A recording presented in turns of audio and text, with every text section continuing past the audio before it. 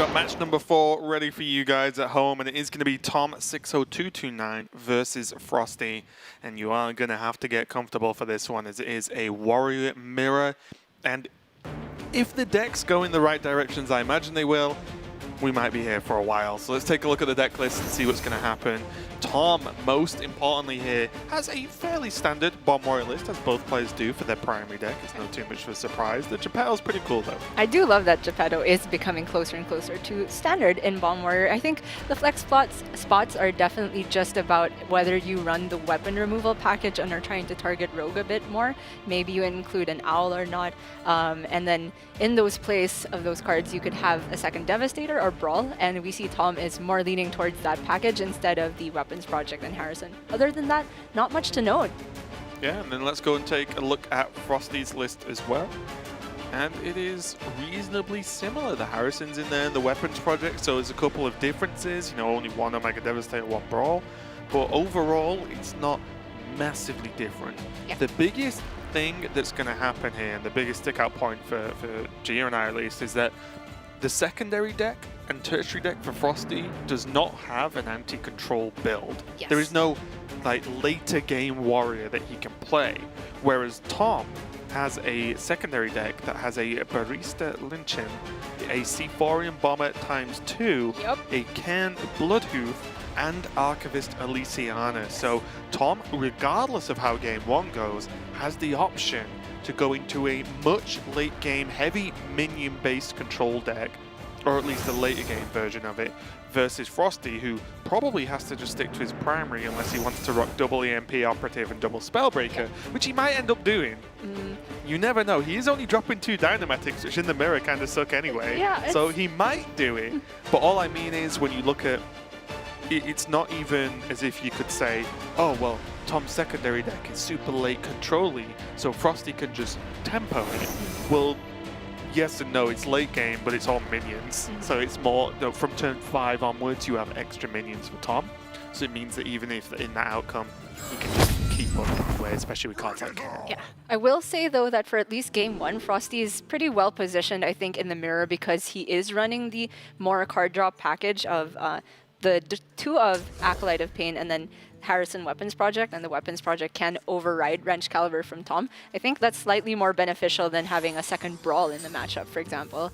Although I do think that in this type of Warrior Mirror where no one has Elysiana, thank goodness, it's more about curving out and more about tempo. And a small funny thing as well is Tom is running Harrison, so maybe it's better for the player not running Weapons Project in this, because your opponent's going to have weapons more often because they run Weapons Project, right? But you run Harrison without having to run Weapons Project, and you also often get two snipes on a Harrison. So in a roundabout way, maybe that helps him out a little bit. But yeah, overall, I think this is just, I would say, just a fairly even matchup.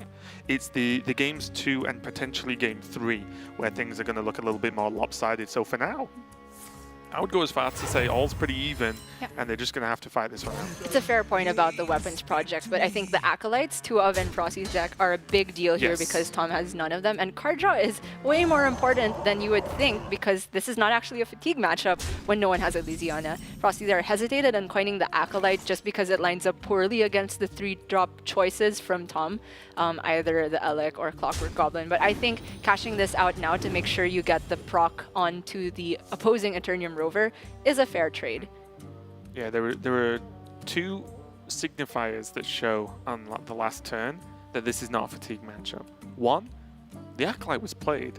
2, the Acolyte was played when there was a 1-attack minion on the board that can go into it. So definitely not played in any fatigue style, which brings me great joy.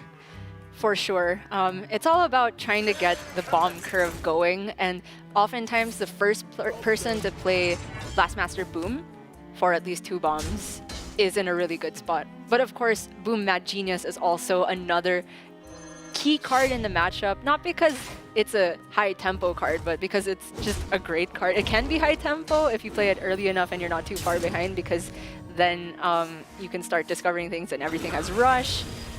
But it's also great for late game value.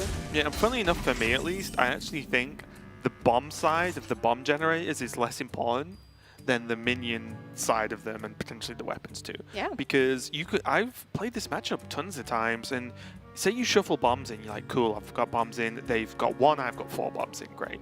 It's going to do more damage.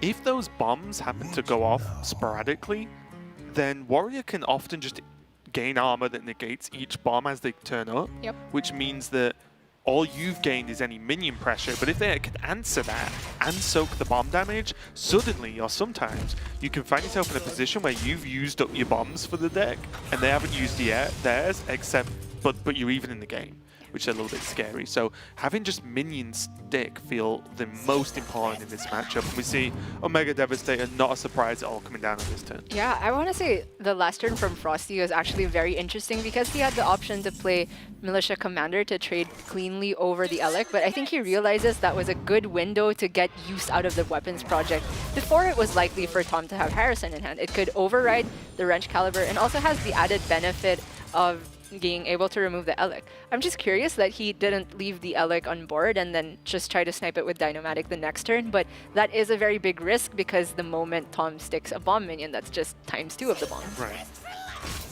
And I like this Omega Devastator as well. If you did it last turn and you do it again, and now it's only less likely to be cleaned up. Yeah. We see FroStee's, FroStee just lets out a bit of a sigh there because, yep, there's not a lot right now he can do about that Omega Devastator. The first bomb of the game already drawn. Not too relevant here, but it is such a pain for FroStee that this is a mech. Dynomatic will not clear it up. So I wonder if he's even going to shield block to look for something better to do. Although I don't think it's too bad to drop his own Devastator and just try and give something to distract Tom with until he can get to his boom cleanly. Yeah. Because now Tom's hand is just uber trash in this matchup. Yeah. So let's just remind ourselves how many bombs are in now? 0? I do believe it's 0 because the Wrench Caliber had the 1 swing and then it went off already. So yeah, then it got broken by the weapon. Okay, so we've reverted in time where Hearthstone is back to being who plays Chillwind Yeti first. It's Druid with double Innervate on turn 1. Good times. Oh, there's Japel. That is a big deal, actually. Yes. You were saying Tom's lack of card draw could be a problem. Well, Japel draws 2 cards, and it's a 6/6, so definitely not a shabby card at all. I will say, though, that the discounted cards are not too relevant at the moment. Oftentimes, Dynomatic is a great one to get, and Omega Devastator, but perhaps not so much in this matchup. And even though Blastmaster Boom could be a great one to get, there's no bombs at the moment. Right. So I think for me, it's more just about drawing cards and getting to the bottom of your deck quickly. I agree. Moving towards Blastmaster Boom, moving towards the hero card Boom, of course, Dr. Boom, Mad Genius, if you want the full name. And I think just having something that draws cards is the important section here. And I think that's a very smart play from Tom to go face here because he realized FroStee didn't have a clean answer for the Omega Devastator this time. And I guess you could say FroStee's kind of the aggressor simply because of how the health totals are stacking up right now. But yeah, I think Tom realizes even more now that he's seen the Boom Mad Genius on curve that time is running out. Right. Geppetto, something that can die to Dynomatics.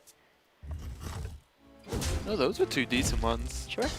Like you said, the Dynomatic not mind-blowing, but having 1 mana kill one of the few minions in the deck that isn't a mech is reasonable. And then also 1 mana bomb generation is like, yes. Whatever. I think that's a big one because Tom still got the other augmented Elec, so he could go for a turn like Elec, and let's say he's got a Wrench Caliber equipped and then both of the Clockwork Goblins. Right.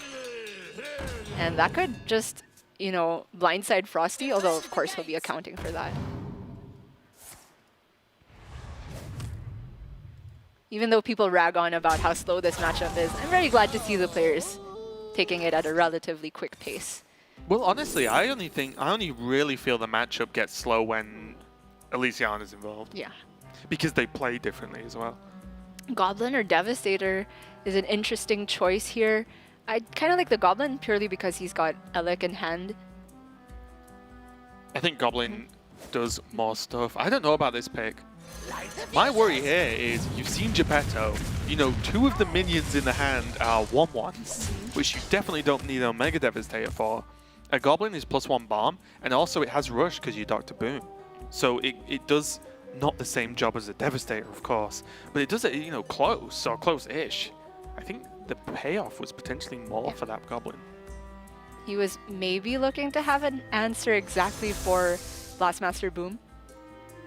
Or maybe the X factor of Beryllium Nullifier being discovered, because that's often one of the ways that the matchup can be cheated in someone's favor. It's just someone sticks a Nullifier, keeps magnetizing it, and it can't be targeted by Shield Slam.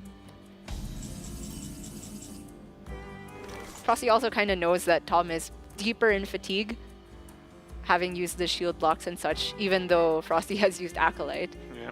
So I think he's fine playing. It's one of the weird moments though, because the longer this game goes on right now with these hand sizes, then like this Acolyte is actually going to be a flowing card. So although it's good in general to have the card draw, if you draw Acolyte late, it's just completely pointless. It's tough. That's a good point. FroStee could use the Devastator here if he wants to go max tempo, but I do think he's taking the position of the defensive player in this situation, and he's well positioned to do it because he's got the better hero power active sooner.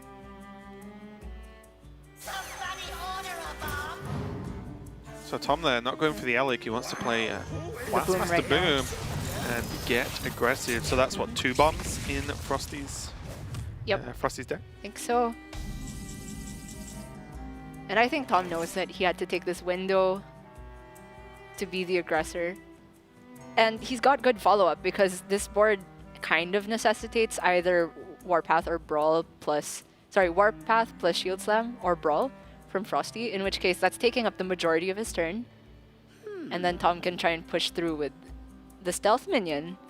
And also those answers actually push so much damage to the person's face that's clearing them, because it's extremely likely all the bomb damage just hits face straight away. He's going to go for this Warpath. The hero power for 3 does a nice job at pushing extra damage, but here we go. So that's 1, 3, 6 damage to face. Okay, not mind-blowing. Yeah, and I think that was the ideal way for FroStee to go about it, because he could have technically saved 2 mana and then traded in the Town Crier, but it's not like he had anything to do with that remaining 2 mana, and leaving the Town Crier before the Warpath makes it so that it could possibly soak bomb damage. So, and it did. So yeah.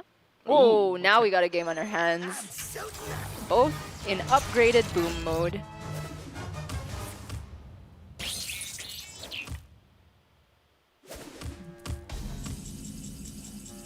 Turn usually starts with Delivery Drone when you've got it in this type of situation. But FroStee can go for double bomb generations if he wants to and still fit in Acolyte at that turn. But I do think, wow, Security Rover is pretty nice here. I wonder how good Ziliax is though, right? Because Tom's not had to really use any AoE removal on the board because he's been playing aggressive for most part. So maybe you take Ziliax to just heal more late game, make bigger mechs late game.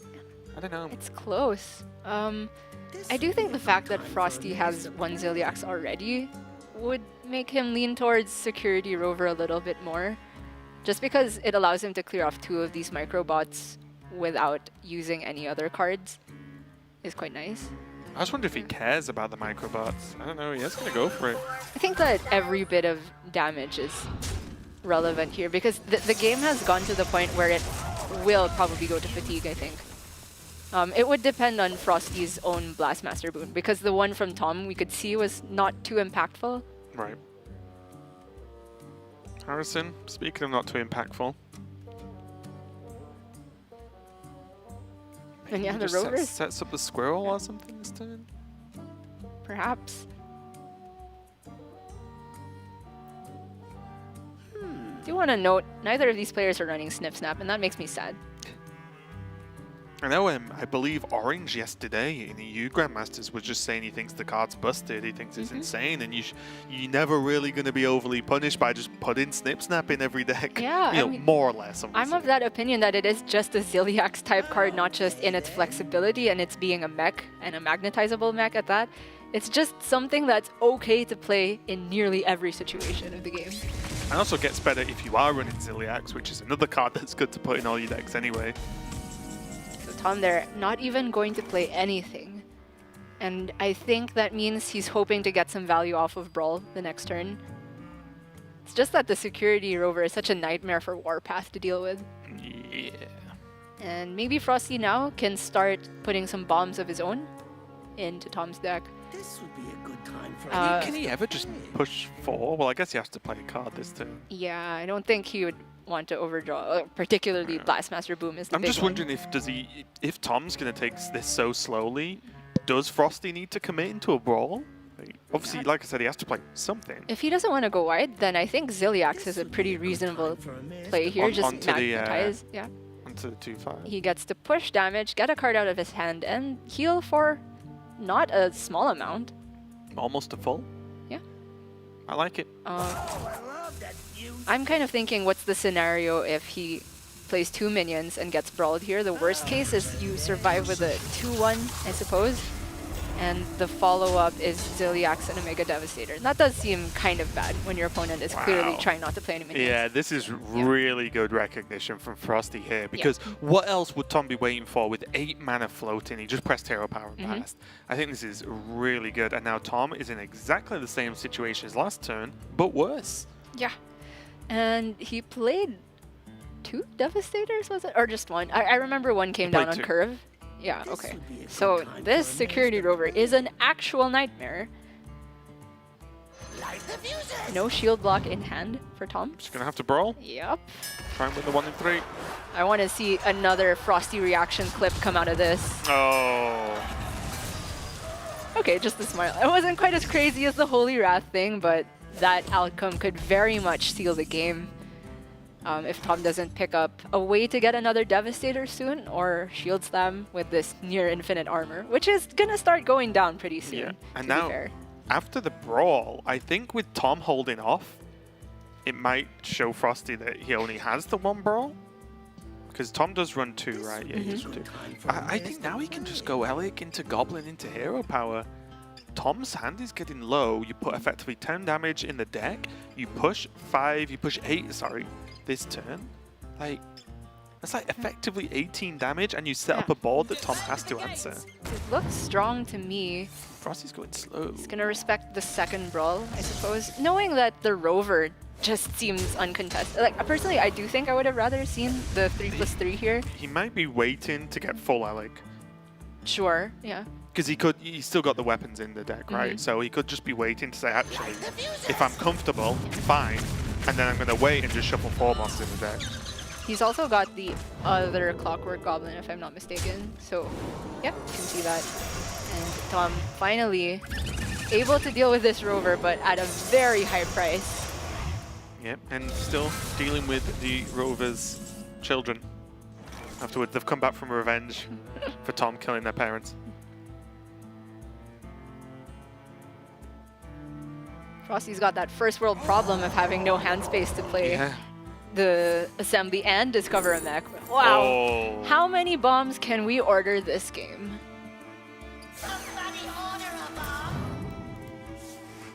So that's up to 2, right? Yeah. So that's the first 2 FroStee shuffled in, right? I'm not going crazy. I do think so. That's what my notes say, but my attention span isn't great sometimes. FroStee's down to 1? Sorry, Tom's down to 1. In deck, yes.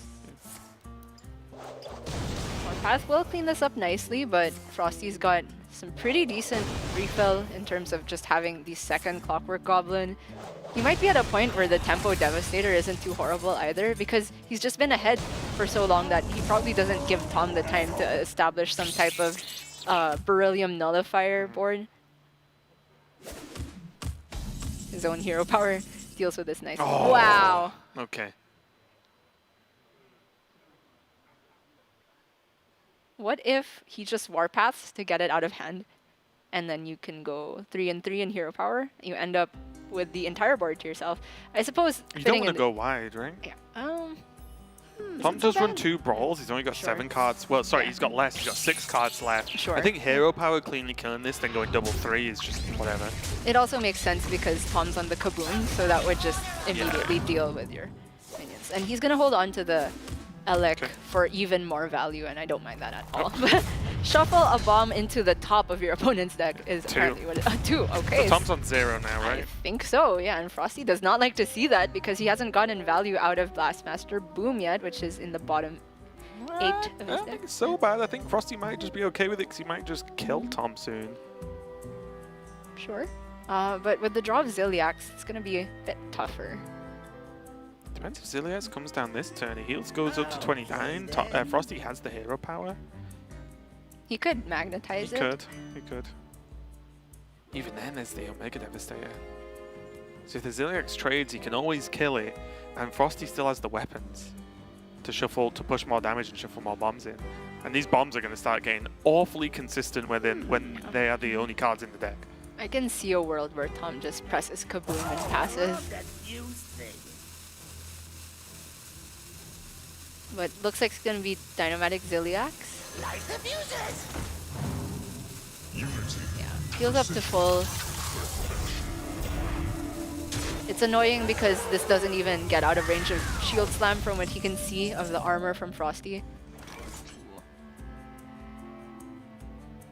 If I'm FroStee here, I kind of want to create space for the Omega Assembly, but the Shield Block and the Acolyte are looking unplayable because the matchup does look like it's going to go to Fatigue.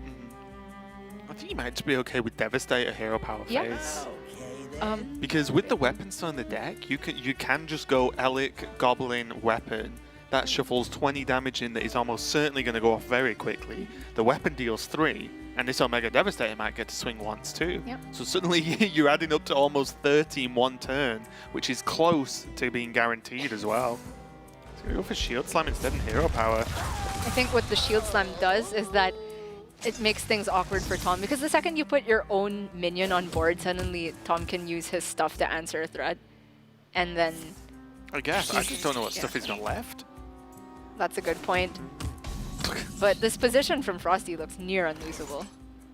This is a War Golem if we're keeping track properly. It's a big if. Yeah, big ask. I like using the Warpath even just for one, because I don't even know what the Warpath clears at this point that the Brawl can't do better. I guess the Warpath almost certainly clears the average push Tom could make. I'm being very broad here, but you know, if he goes Weapon Project, Harrison, something, then Warpath just gets rid of it with no questions asked. And it's slightly more flexible, but I think at this point, with Tom on 4 cards left, that it's fine to do something a little bit more adventurous here. So it looks like it's going to be the Elic Clockwork and then fit in the Hero Power Discover here. And even though he's not getting the max Elic value possible because the Wrench Calibers are in the bottom, I think it's totally fine. Wow. It's FroStee totally is a fine. Goblin master. The snap picks as well. FroStee's going to be the overlord in the next season of Goblin Slayer, 100%. Okay, so the other bomb didn't get shuffled to the top, Yeah. but there is only 3 real cards in Tom's deck. He's running out of options, but he can discover 4 mechs this turn. Well, sorry, you get 3 from a discover, and then... You can generate. Yes. There's the safe word. You can generate 4 mechs, one way or another. Okay, then. He might want to take the turn to Warpath, but... as long as he fits in the hero power, I think he's not happy because the position's bad, but the turn makes Omega? sense. A Devastator. What if he just magnetizes the War Gear on top of it too, and saying, this is my last push. If you don't have the Devastator, then I have possibly a way to win the game. Maybe not this turn, but at some point. No, more Devastators, never too bad. Love that fuse thing. Well, he could play 3 minions this turn. He's going to go for the armor. What I was looking at was, if he played 2 1-drops and the Omega Devastator, clears the board with the Devastator trade, and then say, okay, these minions are small, but if any of them stick, you can then drop on the War Gear and start pressuring. And maybe test the water a little bit. But both players going low on cards. The advantage definitely looks like it's leaning towards FroStee here, though. Yeah. FroStee down to 1 bomb in deck, I believe. I think so. I think the reasoning from Tom there is he just didn't want to leave minions on board, because it seems like whoever tries to be the aggressor here gets punished at this stage of the game where both players just have such efficient answers that they want to use to get out of their hand. And now FroStee, I think he will play a minion here just so he can create hand space. I wonder if just... You ever? So because he doesn't have Warpath anymore, I wonder if Boom's just fine. Yeah, Clockwork into Boom gets full value. Yeah, that's you know what I mean. It's just because that puts 4 bombs. Yeah. Boom bots rather. yeah.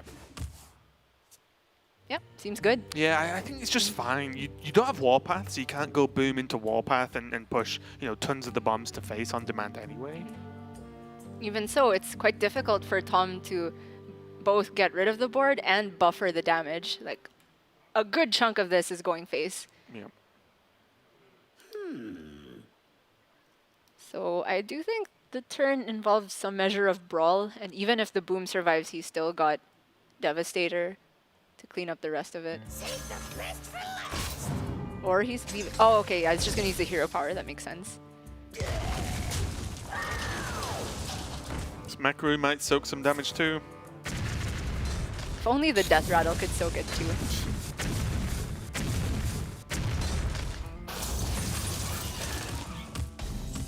Tom knows the game. There's a wrench. Yeah. For a long time, the game has not been going in his favor. He's got a bunch of minions, but FroStee can now finally play these assemblies. Nullifier and Mechanical Whelp are some of the most insane ones you can get in the mirror for sure. Even the frame bot's fine to just throw out this turn. Yeah. It just goes frame bot into To a Whelp. weapon. Or just arrow power. Sure. This would be a good I kind of time like for playing the Ines Whelp to out play. just because Whelp and Nullifier are too expensive. They kind of take up their own turns. I just don't know if he even needs them to win. I guess you can play it slower. I guess the upside of holding the Whelp is that it's essentially 9 damage rush, which is something Tom can't really account for all yeah, the time. you, So you yeah, trade, it this dies, looks and nice. you push 7. Yeah. I like it. So, and plus, he might just kill Tom in a second. Oh, yeah. Like, he could just be dead next turn, which just ends the game anyway. 3 bombs, I think, in the deck Should be. out of 5 cards. Tom dodged. It gets to a weird point as well now, because the more Tom dodges the bombs, you think, oh, he's missing them, that's good. Well, the problem is, you dodge so many of them, it quickly gets to the point where you take 15 to 20 damage because they chain, because they're the only ones left in the deck. Yep. So Tom now has to work out if there's any way he can live. I don't think he can. He can't gain any armor with this hand. He can't break weapons. Yes, but that will draw him a card, which means it will guarantee that the bombs all go off next turn, right?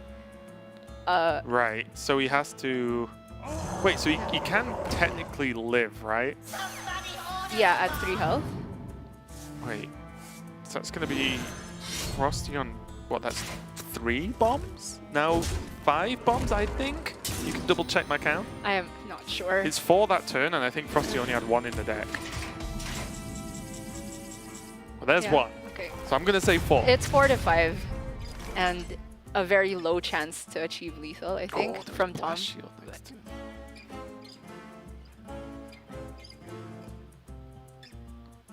So So, discover a mech into, Zilliax or Scrap Hound is insane. or just another goblin. Yeah. More bomb generation. If we're correct and Tom has 3 bombs left in deck, then FroStee can put another one in there and put Tom to 15, which is a great chance for lethal, as long as 3 of them happen in a row. If he doesn't get the lethal, though, Tom has a chance to present a lethal threat of his own. This would be a good I wonder what time FroStee's for got in the Ines deck. to I don't know off the top of my play. head, but I was going to say shield blocks just might do both things here. Harrison will negate the second swing. Oh, what FroStee can do here is just leave himself on 10 cards, so he always overdraws That's bombs. true. And that, I think, would be GG. Because Tom simply doesn't have the time, So he can Harrison and then just Omega Assembly. or he can assembly now. Yeah, it's Yeah. just this Yeah. this way you you let Tom swing again. Was the only thing I was thinking of. Wait, FroStee looks stressed. Did he not fit it in there? To the turn. Because I don't know if Tom has a lethal out here, but... Okay, he didn't put himself on 10 cards. I think the turn was not ideal and FroStee knows it, but even though he probably is still winning this game, Yep, and he there just we go. did, yeah. That was a very likely outcome. But I'm very confused as to what happened there, though. Well, I don't know what So happened stressed. at the end of the game because it looked like there was a forced, because of the timer, discover a mech. Yeah. So if you were Mega Assembly too late, like, I don't know what happened. How did you discover the mech? Was it wasn't its hero power, right? No, it was the hero power. Oh, it was Yeah, the hero power. Okay. yeah. I thought like Omega Assembly went weird or something. yeah. It like just discovered in one card. I was like, that's not how that should work. What's Yeah. going on? I think what we are really wondering about is what was going on in FroStee's head, and I Yeah. think he was trying to find a way to optimize the hand such that after the turn you end on 10 cards, and he discovered all three, or sorry, generated all three from Omega Assembly and got the Discover one. Right. But it was quite difficult to do because he had to empty a fair amount of his cards there. But I think ultimately he's just frustrated that he didn't leave himself on 10 somehow, even Yeah. though he couldn't get the max value. And you could see the multiple stages he was going through, right? Because he was like, well, one, I want to clear the board because I don't want my stuff to die and I don't want to die. Yeah. And then I also want to dodge these bombs by going to 10. How do I do that? How do I do that efficiently and in the best way? But we've seen the rope get the better of a lot of players here, but this time FroStee was not punished as he put himself in such a strong position. It was unlikely that Tom was going to survive the next turn anyway with so many bombs in the deck. But this is where it comes down to it now. FroStee got the one win. And now the real question is whether Tom is going to suffer from the thing that happens sometimes when people move off their main deck, is they go a little bit too far one way and it's either too slow or too specialized and it doesn't quite work. We talk a lot about the mage sideboard difference into what some people like versus others. A lot of players are going more aggressive, whereas the general rule was the double BGH, the double super collider. Well, sometimes that isn't enough because if the mage can just go wide with the spells, the BGH does nothing. Or if the mage summons 4 giants, then the BGH does nothing. It's kind of rough. But Tom now has Barista Lynching, double C4 and bomb, which adds more bombs in the deck, which is huge. A Cairn Bloodhoof and an Archivist Elysiana he can put into and use his secondary deck.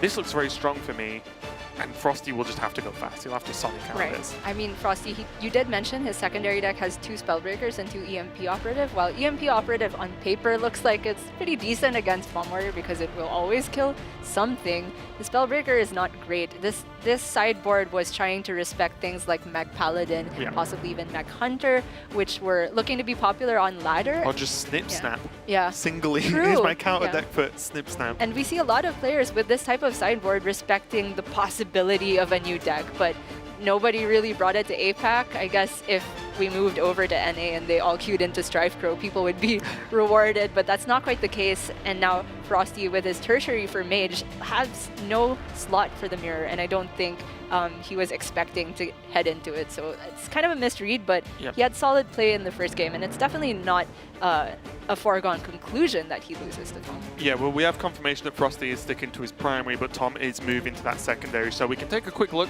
at the list, just so you've got a rough idea of what the overall submission was for Tom. You see his primary list on the left, and then secondary and tertiary deck on the right. Tertiary not going to be used, but secondary, look, you remove the Rovers, not a big deal. You remove 1 Warpath, not a huge deal.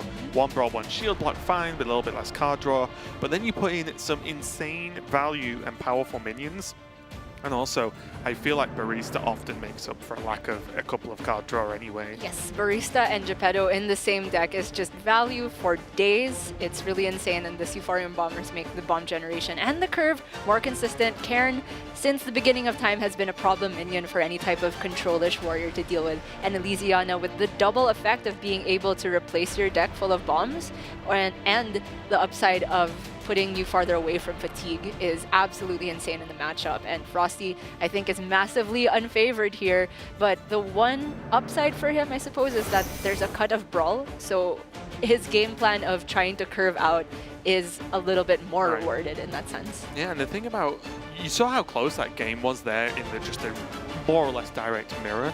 The thing about Elysiana is, Tom won't have to wait until the last card in the deck or anything to get. Like, I've seen people drop Elysiana on 10 cards left because it wipes bombs. Yes. Even if it's just 2 or 3, it wipes them out, and you have 10 cards and a minion on board. Like, it's fine. I think the trick will be FroStee not allowing Tom the leeway to just use a whole turn on Elysiana and then go from there. But it's going to be difficult because imagine that game if Tom plays Elysiana, doesn't die to bombs, and the game continues. You know, he might just win that game. And that's what we can likely see if it gets to that point in this series. But is going to be tough. It's going to be tough. It's going to be slightly longer than normal, I would say, now that the Elysiana is in the mix, especially because FroStee won the first game. This could be a reverse sweep for Tom. Possibly. I think that's the most likely outcome, but I think FroStee as a player has been pretty solid so far, and even though he's quite hard on himself on making very small errors, we saw last week him shaking his head at not playing around a discovered healing from Token Druid,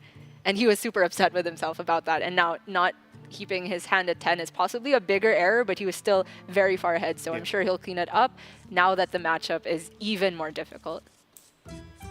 Biggest stage Hearthstone has got this year for the Grandmasters, and all eyes are on them. I think we've seen that week in, week out. I think because it is not just a one weekend tournament that people maybe sometimes just forget about the week or two after it's finished. This is Grandmasters. This is week in, week out for 8 weeks. With the exception of Vegas next week, if we haven't plugged that enough, but yes. And both players, FroStee kept the Elec just because it's the best thing he can do on curve. He's got 2 of them. That's 2 more than Cersei Lannister got in terms of elephants. Don't get it. Did you not? Okay. We're past the spoiler zone, right? It's been weeks, but okay, I mean, never mind. Something to do with elephants doesn't really spoil much anyway, I don't think. Sure. But there is the Wrench Caliber now to clean off this 2-2. FroStee wants to go for it, which looks pretty good to me. He did lose the Elec, but it does mean that he has follow-up with his second Elec, as you mentioned, anyway. Or just a shield block to get this cycle going, whereas Tom does have double Wrench Caliber and a Harrison to negate FroStee's play anyway. So I feel like Tom has a much more aggressive hand. Not that he needs it, because his deck is much more late game. FroStee, I think, is going to be looking to shield slam this just because he doesn't have a clear answer otherwise. Although it's tempting to drop the Elec and just get more bombs in, I think he needs to prioritize the board for now.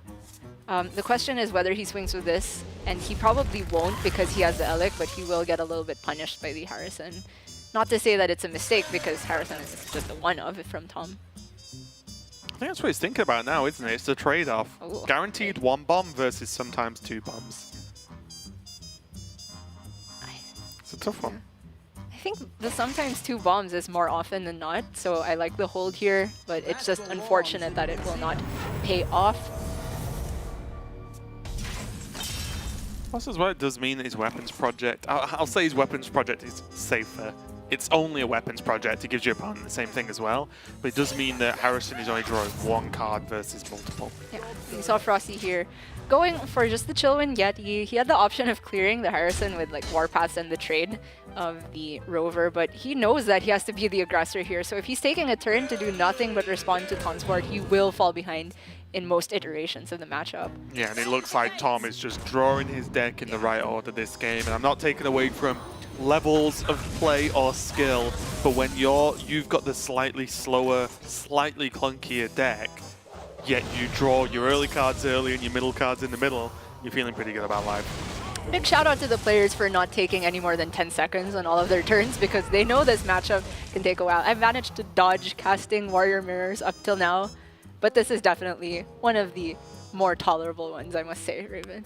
Yeah, I think most importantly as well, because Bomb Warrior has been around for so long, it's the one players have very, a ton of experience in, especially over in America, or the Americas region, should I say more specifically. But in general, like, Bomb Warrior is a great ladder deck, and everyone knows it. So if you choose to queue that, you're going to be playing some mirrors. So I think the level in which these players have understanding of this matchup is one of the highest in terms of mirror matches right now in the meta.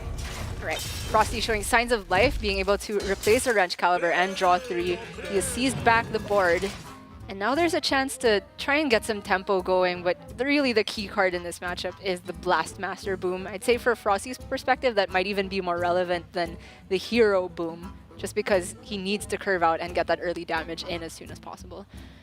From Tom here, this looks like the Dynomatic is not going to get much better. It most likely leaves a 5-1 Harrison though, which is a bit awkward. It's a little bit tricky. I guess he would just shield slam the 5-1 here. Oh, wow. Yeah, that was good. He got the lucky outcome. That was just solid. Yeah. Give that Dynomatic a promotion. Get it buffed too? Yeah, no, that yeah, card does not need buff. I mean, I didn't think Security Rover or Beryllium Nullifier needed buffs, but If you want to increase anything on that card, increase his mana cost. I agree. FroStee is still just pushing as much damage forward as he can, though. He can't really, as we've spoken about, afford to go to the late game. So he just wants this army of goblins and bombs and dogs and people to get as aggressive as possible.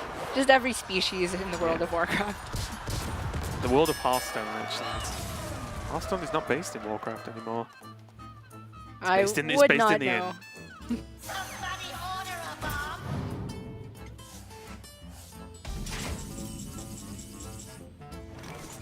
Dynamatic, again, just a frustration in the mirror matchup, as it is in most mech matchups here. But Omega Assembly, Yeah, I definitely pretty think good to me. turn starts with that. And he'll probably be clearing off this 3-3 with his board and weapon. Mecha'thun! Yeah, let's go. That's the win condition.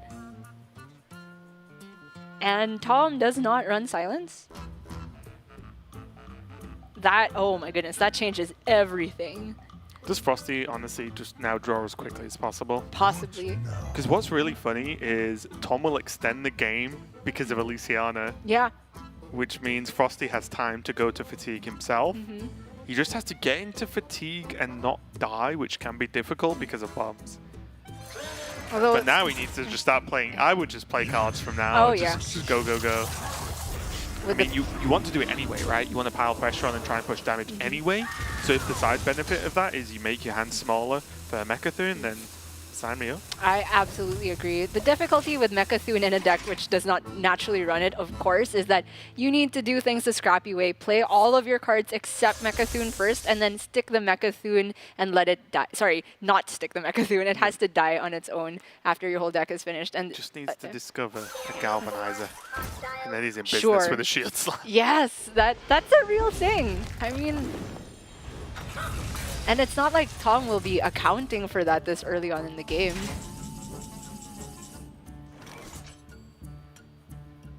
So this looks like it could just eat a shield slam because it's Well, we're so going to work awkward out to deal whether with. Frosty's playing for the Galvanizer or not. If he uses the shield slam, then he's just going to try and trade off Mecha'thun.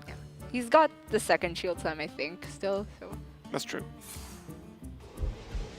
One of the few clean kills onto the robot. yeah, Yeah, a one-turn kill, should I say. and Doesn't happen often. And I don't know if playing the Dynamatic for 0 value should signal specifically Mecha'thun to Tom, because as we mentioned, it is FroStee's game plan just to be the aggressor. So Tom could very well just see this as a meager attempt to seize tempo onto the board and not wouldn't- be, you know, telegraphed. Yeah, it wouldn't set off any flags for me if I was Tom. Because also, some people could say that, oh, we'll save Dynamatic for when they play Elysiana. Because then they start killing things again. If they've played Elysiana and not died, you're probably in way more trouble than Dynamatic can dig you out of. A big thing to note in this matchup is that for FroStee, if he was able to curve out successfully, there's a lot of board states he could set up where Tom cannot Elysiana comfortably because he would just die to minions on board. The fact that it was nerfed to 9 mana, it seems like ages ago now, even though it was just a couple of weeks, means that Tom couldn't fit in a hero power like a Blast Shield. It's the old Frostlich Jaina approach. Don't let them play it, because they'll be dead if they do. Highlighted, I mean, Omega Assembly always just looks so much weaker when you're not in boom mode. Granted, both of the players have not drawn their boom Mad Geniuses, so that's kind of fair, but the 6-11 without Omega Devastator in hand looks like it's gonna keep chunking away at FroStee's health total for a while. Yeah. Piloted Reaper, I always get confused with that and the Pinata because they're the same stat line. But the Reaper... Doesn't take a lot to confuse you, does it? No, I'll be honest. Same numbers? My brain short circuits. Yeah, same sequence of numbers, it must do the same thing. Yeah, I think one bomb left in Tom's deck, although it's really not relevant in this. Oh, wow. Okay. He's got the boom. He's not even drawn most of the spicy cards yet, like Geppetto, Yeah. Barista, Cairn, and the double Sephorium Bombers. It's just the Elysiana that is signaling that this is the secondary deck. And this is one thing that will counter FroStee's, long ditch attempt at this Mecha'thun, is that Tom, he's winning on board, he's winning on piling in bombs into his opponent's deck, so FroStee has to empty everything from his hand and deck, and that means he's going to take a lot of bomb damage. So it's kind of tricky. And he's under so much pressure from the 7-12 that he might just have to play the Boom Reaver. I mean, I'm looking at Mechathune. It is bigger stats, but to me, both of those just die to Omega Devastator, so I think this is slightly better on average. Big minion draw there from FroStee. Yeah, 1-3, get in there. Let's can. Could actually Ziliax to 7-12 Yeah. and just trade off the Boom Reaver, or just go face and push an absolutely absurd amount of damage. Maybe FroStee did want the EMP operators and operatives in this matchup, but not just kidding. But I do like. I think he'd even take a silent try now.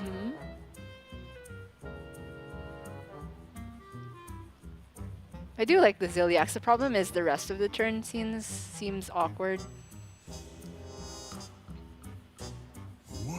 Just gonna take another 2 bombs. That's a good thing to start with. Pretty sure that weapon hit into the 1-3 almost always happens. Has FroStee drawn no bombs so far? I don't think so. Just one, yeah. And there's like 6 in the deck by my count.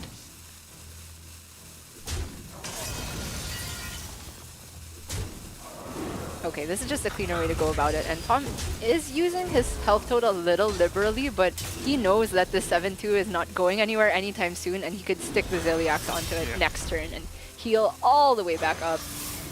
Yeah, and most importantly, the damage he takes is less than the damage he's going to push with those 2 bombs, keeping the minions high health, they get to attack, and this is going to start stacking up very, very, very quickly. And this is the issue, right? Mechathune gave glimmers of hope for FroStee, but to get to that, he's going to take about 1,000 damage from bombs, which means he'll die. And FroStee, knowing that he's on 41, even though he's staring down a 7-11, can take the time to draw. And I like just cashing in the Acolyte here. Now he can get to Boom mode next turn. Yeah, weird thing for FroStee, I've been too many 7-11s, but never stared one Wow, down. 3 bombs in a row. I think he's got 3 left. Yeah. Okay, Brawl is not bad either. Could potentially be an answer. I tend to stare down Family Marts myself. Okay.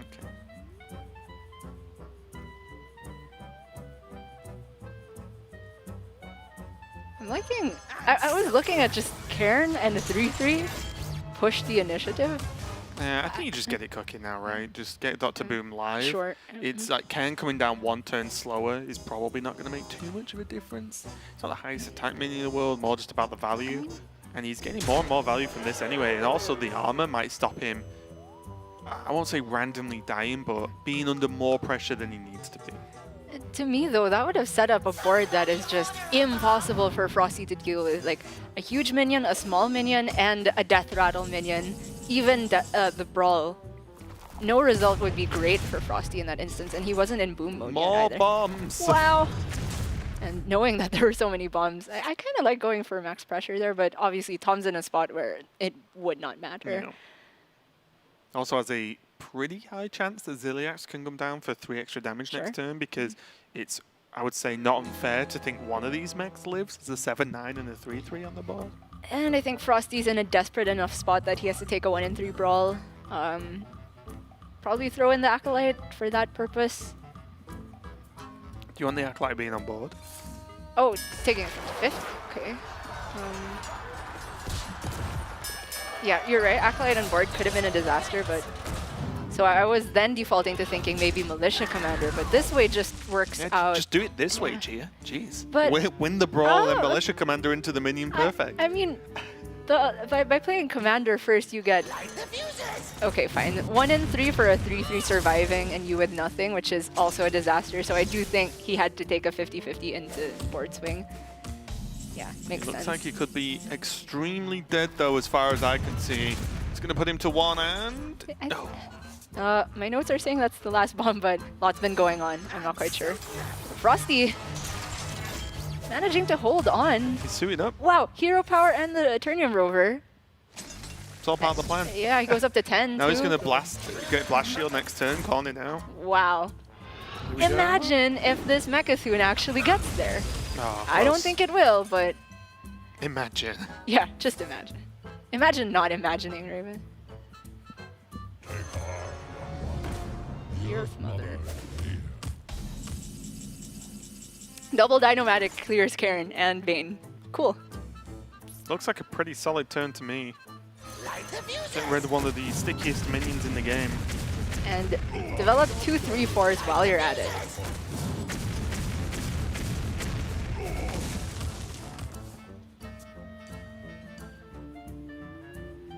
Wow. Shuffling 2 bombs just seems good. Frosty's on 10. Two bombs often adds up to 10. So it's 50% into a 1 in 3 for the lethal. So I guess not that likely. I think. But it also just seems strong on board, right? Well, the only frustration is that you don't actually do anything on board apart from put minions there, right? So these Dynamatics get to freely do whatever they want. I'm not saying it's good make or break the game, but often when you just play minions versus your opponent's minions that effectively kind of gain charge because they have initiative, it feels bad. It makes sense. And seeing that Frosty's not on Blast Shield, Tom could very well just do the double bombs next turn. Do it when it's guaranteed. Yeah, as well. and removing the mechs because he hasn't accounted for that one mech in Frosty's hand could very well be... Oh, okay, I miscounted then. So it was actually very likely for lethal last turn. Last card, Blastmaster, boom. And now, unless, just like last game, I cannot see a way for Frosty to win this one. So Tom's going to even it up, whereas Tom was in such a bad position in the previous game. Frosty took his turn in the dumpster there with those bombs. And now it's all going to go even 1-1. And it's kind of funny, isn't it, the way Bomb Warrior mirrors do go slower than mirrors of other decks at the moment. That is just true because armor is involved. But they don't go that slow. I remember Control Warrior mirrors, and even without Elysiana, those games would go very, very slowly. Because there, Elysiana wasn't played. There was tons of other stuff that wasn't played that would help us with late game and progress to late game. And yeah, it was just one deck getting the upper hand, putting more pressure on, and ultimately shuffling more bombs in. I do like, though, the double C4 Bomber. It's just so much extra damage. When you're literally counting life totals by amount of bombs they can possibly shuffle in, it's insane. We saw how good those extra goblins were for Frosty in game 1. True. I got the chance to talk to Frosty before this matchup started, actually, and he knows he's massively unfavored, and I just said, too bad you can't accidentally hit them for 25 in this matchup. And he's like, duh, you can just get 5 bombs in a row. I'm like, of course. And that seems like that's what the plan has to be for Frosty, because Tom is obviously going to queue up the secondary again, and it'll be a huge mountain for Frosty to climb. So yeah, it would be a weird thing to be known for, wouldn't it? It's like, oh yeah, this guy always deals 25 randomly. What? Imagine if he did it twice in one season of Grandmasters. It would be crazy. I imagine the players are just getting ready for the game, and I don't think they're going to change. There's like a non-0% chance that Frosty wants to go for this silencing EMP operative. It wouldn't be the most mind-blowing thing I've ever seen in my life, but I feel like the consistency of just Bomb Warrior go, because you would cut a weapons project, and most importantly, I feel Harrison. Yes. You cut card draw to run this stuff is the scariest thing for me in Frosty's list. And to be fair, even though the Stego was very, very relevant in that matchup, it probably dealt upwards of 14 damage to Frosty, which essentially gave him less time to try and get the Mechathune plan going. I don't think it's worth giving up that card draw, like you mentioned, in order to have an answer to that fringe situation. Yeah, also there's one of those weird interactions where you EMP operative on 5, which runs straight into a Dinomancer to clean it up because it is itself not a mech. Yeah. So it's one of those weird things. It's like the current Militia Commander on 4 gets killed by the Dynamatic on 5, and the person who played the Militia Commander can't Dynamatic back because it's immune. We just found out that the players are playing and sticking to their guns here. Secondary deck for Tom, which has all the extra late game and the C4 bombers, and the Frosty sticking to primary. He didn't decide to go all Wild West on this and just be like, yeah, I'm just going to see if this works out. EMP operative stuff. And it is still going to be a tough one for Frosty, but I do think with the play we saw from him early on, he was very much aware of what the game plan had to be. Maybe he shifted a little bit when he saw the Mechathune, but at the end there, we saw he didn't trade in the Mechathune just so he could survive on board, because he knew he would just die to any 2 bombs or just the Bankathun being removed, and that removed any win condition from him. What I am pretty happy to see is that it looked like he didn't see any errors on his own part. He actually reacted worse too upset with himself. to himself winning, than losing. So now maybe he can get the best of both worlds, both the win and the self-stamp of approval. And here we go. It wouldn't be a good Warrior Mirror without going to game number 3. As we go into it now, Tom does have his Clockwork Goblin available nice and early, so he can start not only putting bombs in, but also just tempering out a little bit. But FroStee doesn't have a bad opening hand either. The Eternium Rover just to chuck down if he so chooses, along with just the Alec, and most importantly, the reactive Militia Commander. He's got a great hand, and I was going to say, Tom with the double assembly, that's actually kind of bad if you're trying to play for max value, and I like that he goes for the early one now because he knows that the rest of his deck shores up the value he loses from going for tempo assembly anyway. So Coin Elec is something FroStee's been doing almost every game. I don't feel like there's a strong argument for Acolyte because there's no 1-drop from Tom's side of the board that the Acolyte could get value from. In all likelihood, Tom plays a 3-3 or a 3-4, so this is the best way to challenge it with the Alec. Yeah, I do wonder how much value you're honestly looking at getting from Acolyte in this matchup overall, but I think with the potential power of the Alec, it's just good. Yeah. It means FroStee is going to, air quotes, win this fight with the help of the Alec into the Alec, and then just the Eternium Rover picking up 1 damage. So now he has the choice between 3 drops, or he could go Weapons Project and trade that way and keep hold of the Eternium Rover. The only problem with that is it gives your opponent a weapon which they can then kill your Alec with. So it's all about what FroStee values more. Is he just going face? Okay, I like this. Yeah, I think it fits his game plan.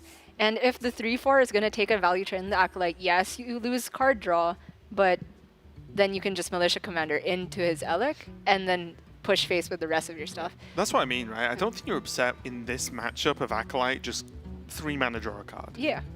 And make my opponent do something about it. Yeah. Tom, with the draw of the Wrench Caliber, now has convenient ways to answer both of these 1-3s. Although he's leaving an Alec on board and knows that Militia Commander coming from the other way is pretty unfortunate for him because he still wouldn't have an answer to answer the 3-4. Yeah. But oh wow, he's actually gonna go for double hit kill on the Alec, which looks like a lot of damage sunk into this, but it actually works out for Tom, I think. Yeah, I mean, both minions that are left, only one of them can trade into the Alec, and it still just dies in 1 shot anyway, therefore reducing as much value as possible. And also, Tom took some damage, but he also effectively dealt 10 to FroStee that turn instead of 5, so pretty good to me. Weapons Project, very solid for FroStee here. Not only replacing the Wrench Caliber and killing Tom's 3-1, also makes it so that Tom can't one-shot either of these 1-3s, which will keep chipping away. Yeah, this incredibly dangerous army of Eternium Rover and an Acolyte Pain. It does just at least negate the hero power, which is worth something itself.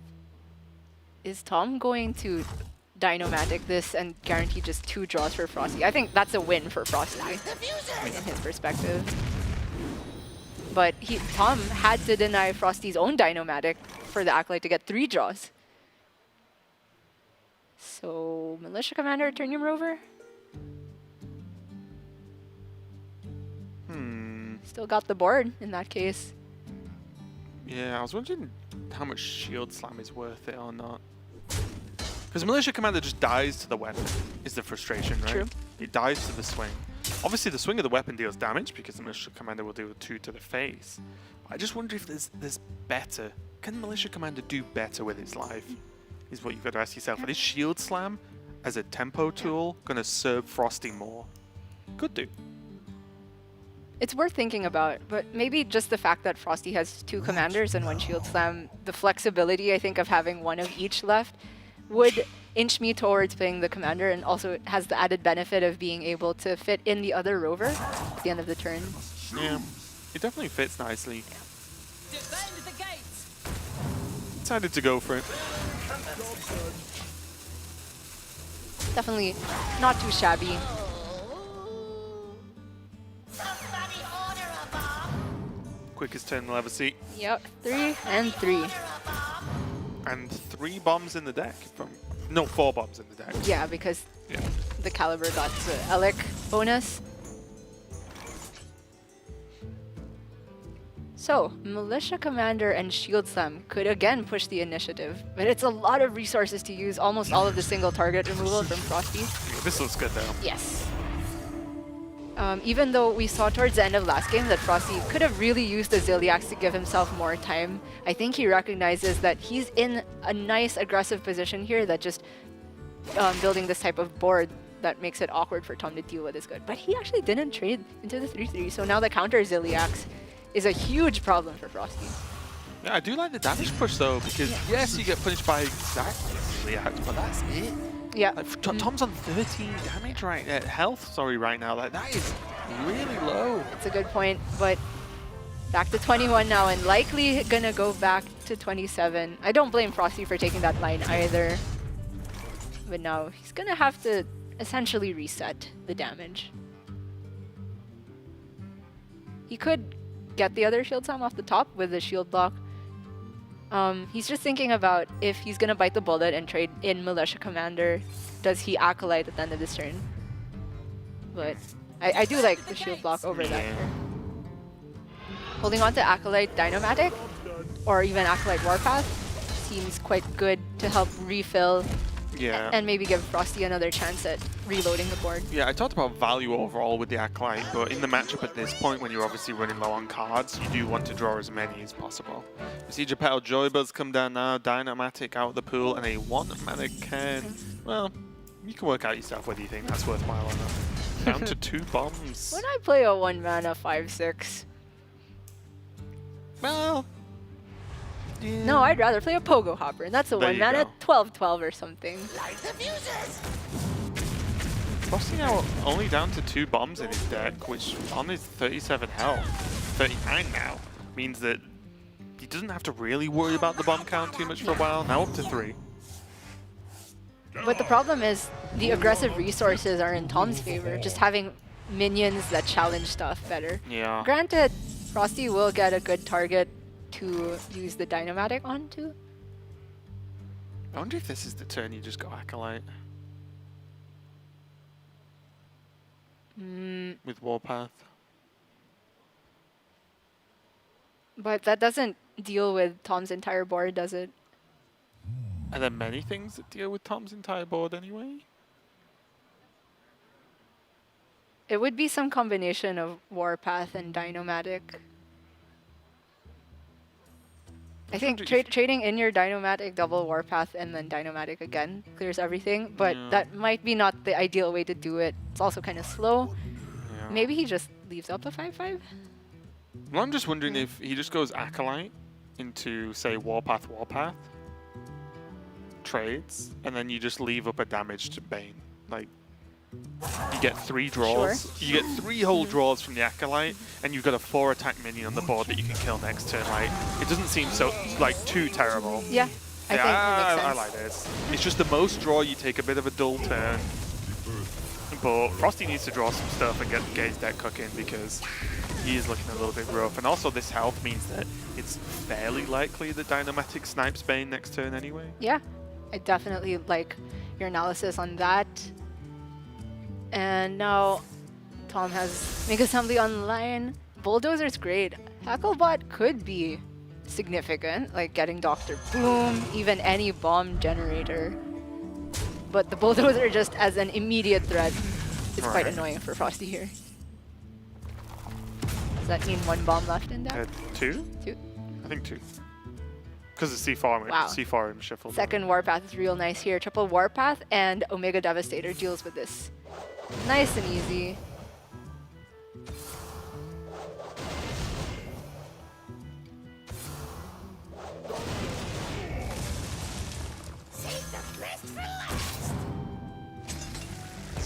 Very back and forth so far. But in the long run, if things just go even in the mid game, that favors Tom by miles. Yeah, that's the worry, isn't it? The fairly even you go, I go game, well, Tom just wins. Yes. It's just got more stuff. And, Oh, good ball. yeah. Hecklebot -1 bomb, and also Tom's already winning the bomb count, mainly because he runs the double C4 in bomber. Yes. I think FroStee might be on another somehow get Mechathune plan. Okay, well that's a good start. Yes. Getting that online sooner rather than later. It's always a good thing. Delivery drone Mechathune. Brilliant Nullifier? Oh, wait. And Devastator's great too. I think Devastator probably, just because the board state is not in his favor, that's a swingier card, whereas Nullifier kind of compounds you being already ahead on board. Wow. This is super fair. We all just get boom at the same time.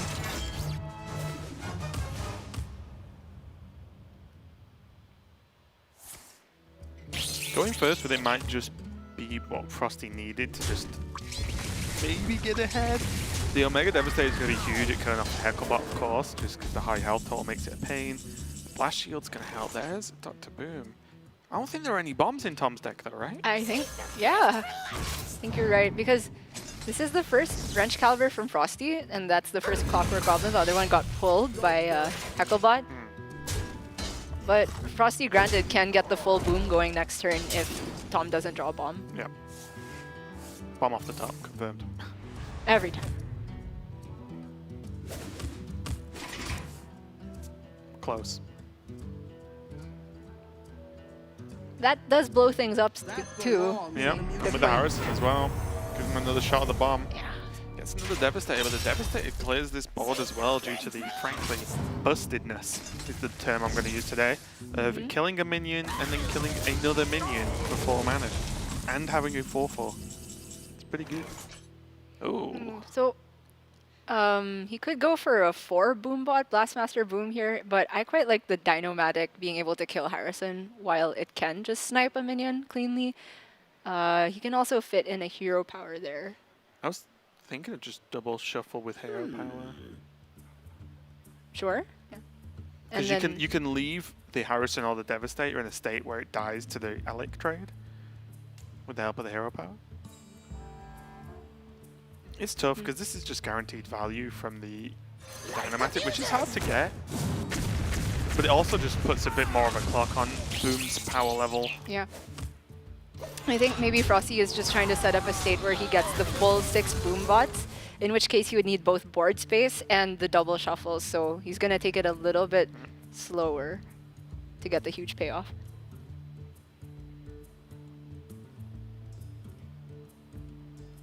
But Tom is just, has Elysiana ready and waiting to defuse any bombs when the time comes. So I think Tom is feeling safe here. It's just that he doesn't really want to play any of these cards. It might just be Elec, Wrench Caliber, Hero Power. Yeah, it still seems good, doesn't it? It's just that these look like resources that could be getting better value than killing 1/1s, but Tom should know that just based on his deck being so much higher value than FroStee's, as long as he stays safe, doesn't die, he's favored. So another 2 bombs into FroStee's deck. I think that puts the total at 4 now. So FroStee wants to Harrison this, but that delays the shuffle turn by a little bit more. And increases the ouchie time for drawing those bombs. There's 1, so he's got 3 left in the deck. Yeah. The upside, though, is that this game is not as ouchy for FroStee because he hasn't had to deal with that 7 attack minion sticking. Yep. The only problem is he's definitely going to fatigue sooner by a large margin. Yes. Even without Elysiana, he gets to fatigue sooner. And the loss of a bomb means that the Blastmaster Boon is probably not getting full value. Blast Shield for Tom, never hate to see that. If you're a Tom fan. But yeah, now FroStee can go in and get 4 bombs because he drew Wrench Caliber. What was I saying about not getting max bomb value? That's a mistake. Okay, here we go. 4 bombs going into the deck for a total of 4. And FroStee currently rocking 2 bombs.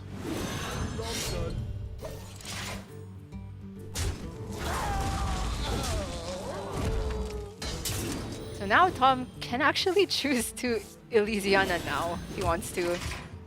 Maybe drawing the bomb Yeah, disincentivizes that. let's see. So he's on 3. Yeah. He can probably wait. He has a good turn now. Yeah, full remove and to develop 2 things of his own if he wants to. But I guess he's aware that the only real threat now is Blastmaster Boom. And if he denies that from FroStee, is he just in a good spot? And so he's going to go for that. Whoa. Okay. Yeah. Okay. And he's probably ripping the Shield Slam too. Jungle Panther seems like the best stats for its mana cost that isn't. Well, I wonder, super weak. Loose Specimen isn't so bad because you're Oh, yeah. probably not going to end up with a big board, right? So it actually doesn't do any damage to yeah. anything. Yeah. And it's just a 6/6. Maybe Loose Specimen's decent. There What you am I go. talking about? That is the best cost for it, the mana for its cost. Sweeping Strikes. These choices are not mind-blowing. But I again, Sweeping Strikes, if you just play the value game. These have all not been very great, huh? I mean, 1 mana gain 8 armor, why not? Sure. Ticket Scalp, you don't really want to draw the cards. Gunspire Gunspire, with let's Warpath, our favorite and Staz's least favorite combo. Yeah. Okay, that was one of the strangest Elysianas I've seen for a long time. I think Luckily, it I made a lot haven't of seen sense. many anyway. Frosty down to 1. Like he knows that he's still a Frosty like down to 0. he's deeper in yeah. Almost out of Wait, I think he's still got the last bomb. I'm not sure. Cthulhu could still make miracles happen. That's not the 10 drop he was looking for. So he probably doesn't play the Goblin this turn, and next turn goes for the guaranteed boom Yeah. play. Looks good. Instead, he can just deal with the Just Elysiana. zap. I don't know if he can afford to face tank this. I don't think he wants to, right? Because he could draw the bomb. I think he saves Yeah, the exactly. swing and the Goblin for next turn. Yeah, or just using Yeah, the shield. this slam. ends up being pretty nice. Yeah, makes a lot of sense. Okay, so he does have the mana to just set this up now. Yep. I guess it's unlikely that Well, Tom draws the bomb. yeah. Yeah. I just guess the second he does, it's very annoying, isn't it? Yeah, it's close. But in the end, I think I like this because of the way the board space interacts also. I thought he was going to keep the 3/3 on board. So now that makes me a little bit confused. Is that Gurabashi? Yeah. How do you know the name of that card? I read it during Discover time. Imagine reading. Who does that? That's going to be Hero Power Pass, and the Mega Assembly is the Ooh, last okay. one. I win the bomb counting competition. Yeah, good job. You can read and you can count bombs. That's not fair, Raven. They don't just hire me for my face.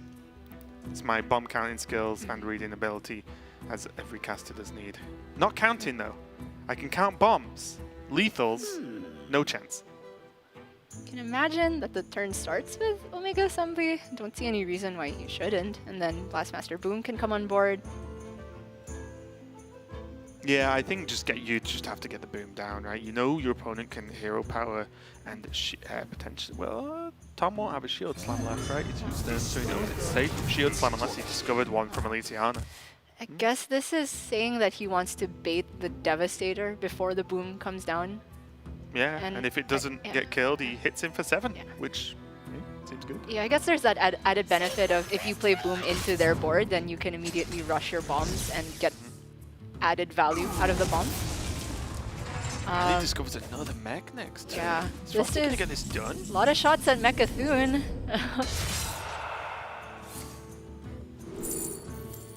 Another bomb will do.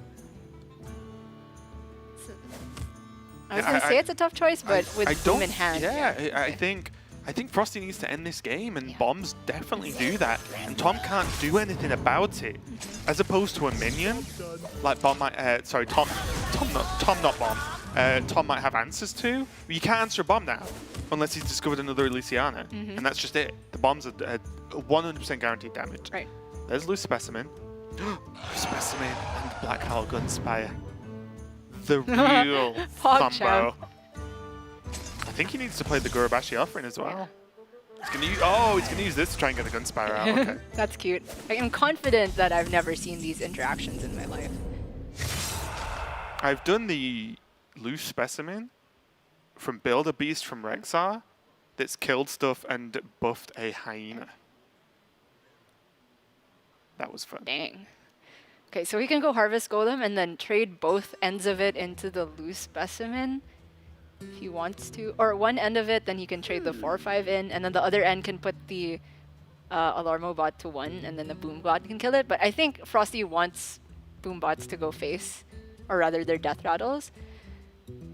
It's a very complicated turn, but it involves Boom. I think he doesn't.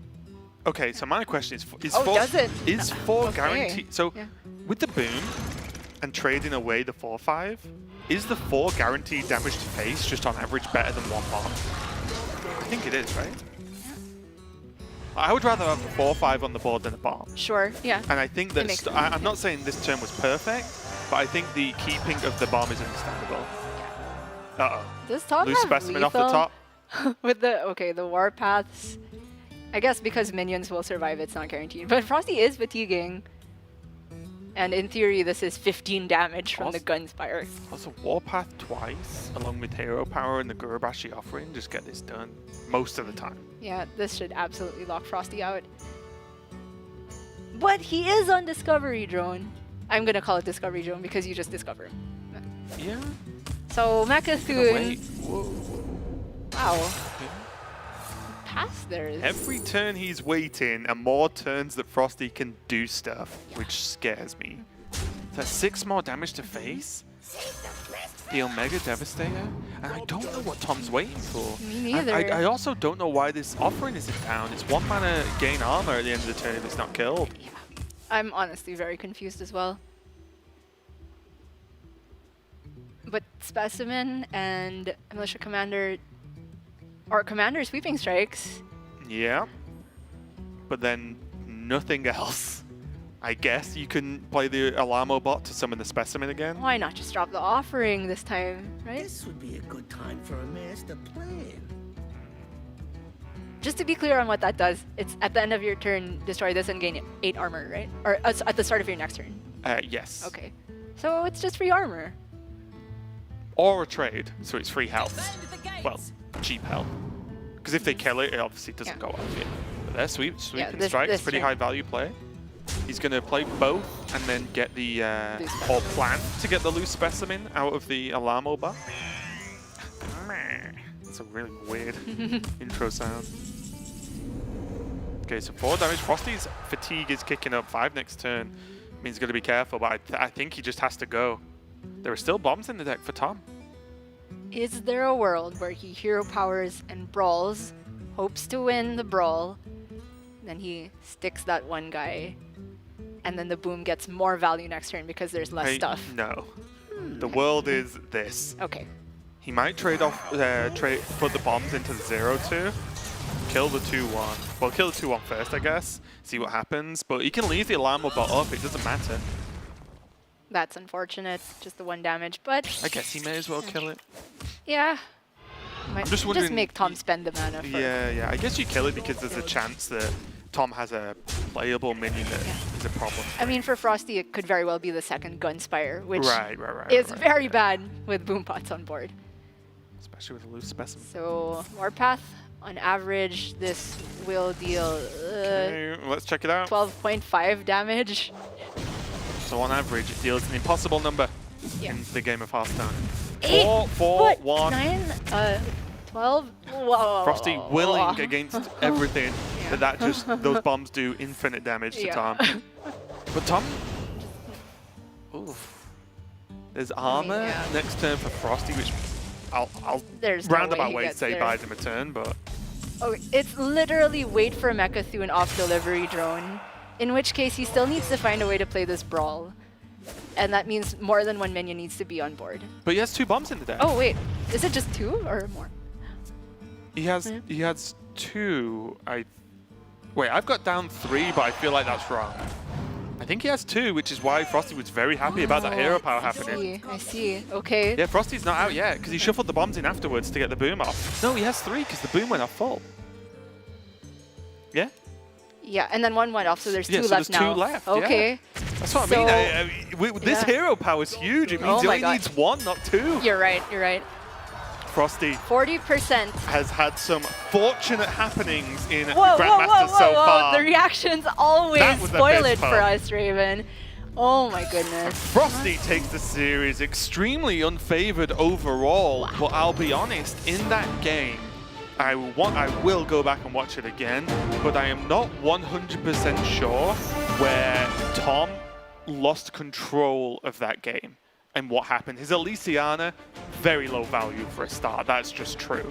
But I'm not sure at what point Tom sort of lost the overall advantage that he gained. I really can't tell. Maybe the Elysiana was too early. Maybe he did do it quite early on. Maybe it was a little bit too early, but the game was crazy. And FroStee, I feel like we're gonna have a highlight reel of FroStee's game wins throughout this season so far, because already in week 4 they're getting a little bit loopy. I know. I mean, I definitely want to go back and go over that video, but moreover, I think I need to get better at bomb tracking, if not just wait for the overlay. But yeah, we're gonna get an interview with FroStee real soon. Yeah, FroStee should be here now, I think. Hello. Hey, okay, you are here. Hey, mate. First, congratulations, of course, on the win. Good job. Thank you. I just want to ask you just straight away, what were your feelings going into this matchup, and mainly about Tom just having a deck that's seemingly built for the mirror and you not?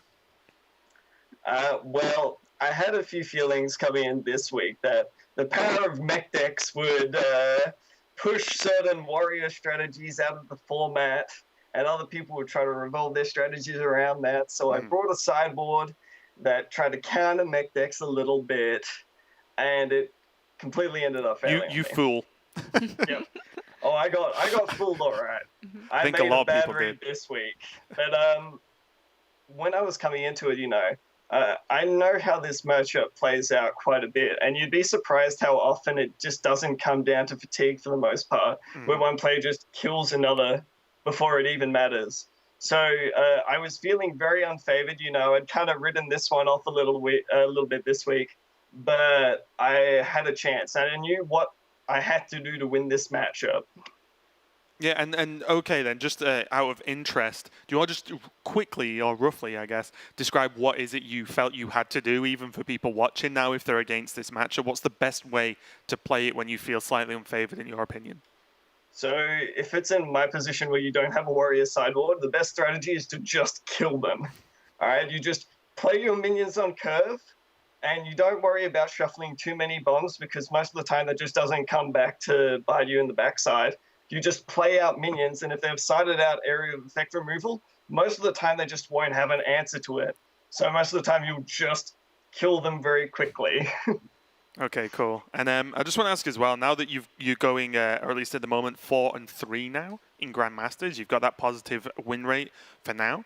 How are you feeling about that? How are you feeling about Grandmasters overall? Because I know we talked before Grandmasters even begun, and you said you felt like the underdog. You're one of the lesser known players in the Asia Pacific region. But how are you feeling right now that 4-3 is, I think, a very respectable score and puts you in a good position with so many weeks left and so many matches left to actually run for that top 3 spot? I feel really good about being at 4-3 at the moment. I'd start off with a bit of a rough start, starting off 1-3. Not exactly the place that you want to be at, especially in a field as stacked as Grandmasters. But, I'm feeling really good about it. I always felt like I could do really well in this sort of a situation. But, it was a little bit rough having that rough start there. So it's good to turn it back around. Yeah. And to pull it back a bit, I just had one question. Can you go through the end turns of that last game against Tom? Because we were kind of thinking maybe you could have played Boom earlier, but you clearly had a game plan and it paid off. So can you just take us through your mindset through those final turns? So I knew he had a card in his hand that he still had that he didn't have before Elysiana. So my immediate thought was, it's either a Brawl or it's a Warpath, because he's got either one of the two there. So my thinking was that I would either try to force out area of effect removal by trying to play as many minions as I possibly could in the turns leading up to my boom turn, because the idea is that you want to try to run them out of resources before you get to the boom. So all the bombs go to the face, so you get all that extra damage. So even if they have like another way to clear it off, that you're still getting that extra bit of damage, and that would give me the bit of reach that my bombs in my deck needed to try to finish him off. Okay, well, good to know, and I think you've done a good job of giving some players a few lessons if they like to even ladder with Bomb Warrior, and they are going to run into some mirrors if they do that. I'm warning you right now. But no, yeah, just don't shield block. Just don't shield block on the final turn when you're supposed to be dead on the next turn. All right, that was a bit bad on my part. Don't do that. You won the series. Just go and celebrate, and congratulations again, mate. We'll see you tomorrow. Thank you. All right. Okay, well, FroStee getting a win, and like I said, he seems very happy at a 4-3 record, and considering he started off 1-3 not too long ago, it's a pretty good run back for him, and I think he's got a good, solid chance at moving up and battling for that top 3 spot. That was match number 4. We apologize, it was a Warrior Mirror, but I actually enjoyed that one. I thought that match was actually super sick, and we've only got one more left. It's going to be Flurry versus Surrender in a Rogue versus Warrior matchup. Don't go anywhere, we'll be right back.